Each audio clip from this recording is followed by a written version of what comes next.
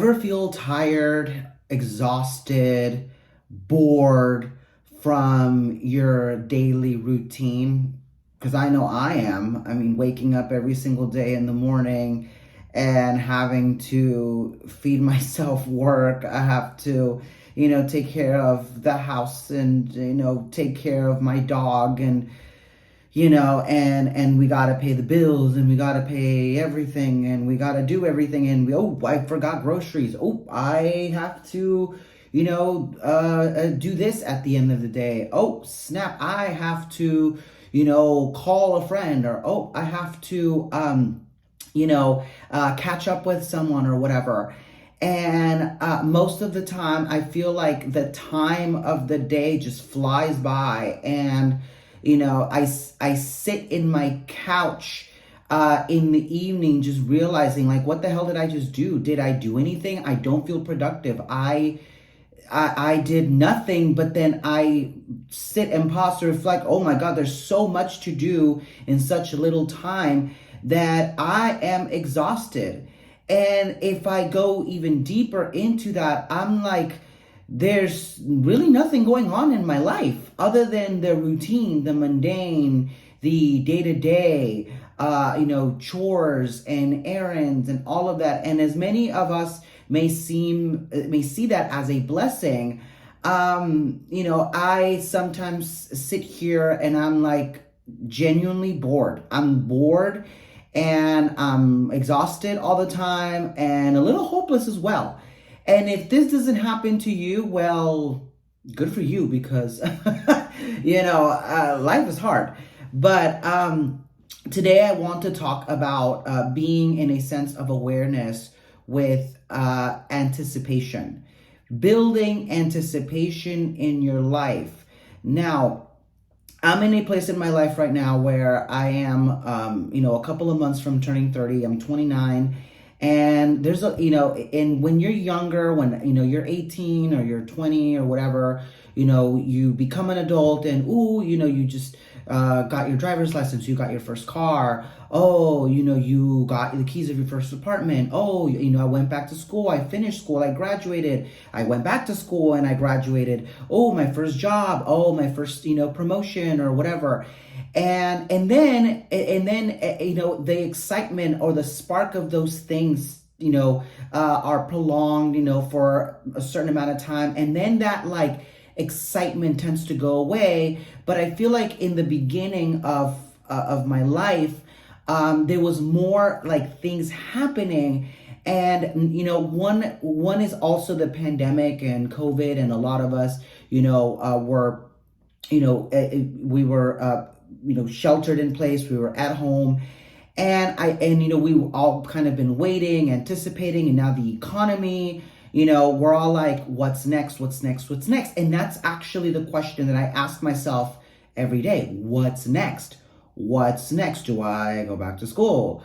Do I, consider, going to another state or going to another city, or maybe having children, or maybe getting another dog, or okay, maybe now it's time to, buy a house. I'm like, like just all of these things that we have to do as adults, and these are not expectations that we all have to do or that we all have to follow. But, it's just these things where it's like, what's next? What's next? Is this it? Is this it? And, reflecting back on when I was younger and there were like so many more things happening and my life was more promising. Well, if you go to school, this will happen. Well, if you get your driver's license, you'll be able to drive. Or, if you, once you find your significant other, well, everything will come out all right. And then I'm now here, 29, and I'm just like, what's next? What's really next? Another car? But, I already know the excitement of having one. Getting living in the city or going, whatever.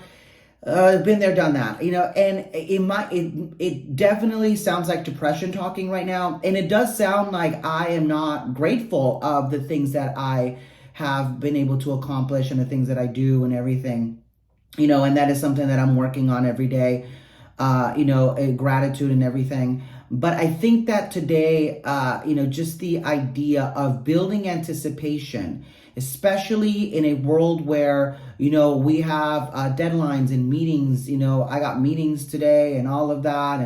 And I got to walk my dog and I got to cook and all of that. What is the anticipation? Like, how can I build the anticipation for later today? How can I build anticipation for later this week? And when I see it from that way, I don't just start thinking of, oh, life is boring or life is dull or, whatever. But I start to understand that my life it's where it needs to be. I don't need to be anywhere else. I don't need to go anywhere else because this is where I need to be. Maybe I don't want to be here. Maybe I want something greater, something better, but this is where I'm supposed to be. And this does not mean to not focus on the moment. I think building anticipation helps me appreciate the readiness of what's to come. I think it helps me appreciate the moment and kind of step back and look around me and really be grateful for where I am and what I'm doing and, the people that I love and the people that I'm connected to.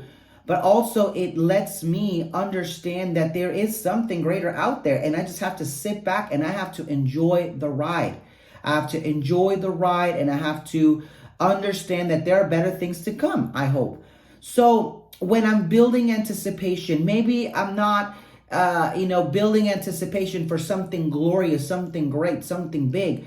But I think that I can make small steps into building anticipation for possibly, grabbing, a bottle of wine later tonight and just relax and just be in that state, after a long day of work. Maybe my anticipation or building that anticipation may mean getting ready for a Friendsgiving that I'm going to have this weekend, with my friends, or next week, Thanksgiving is right around the corner, or, my next trip.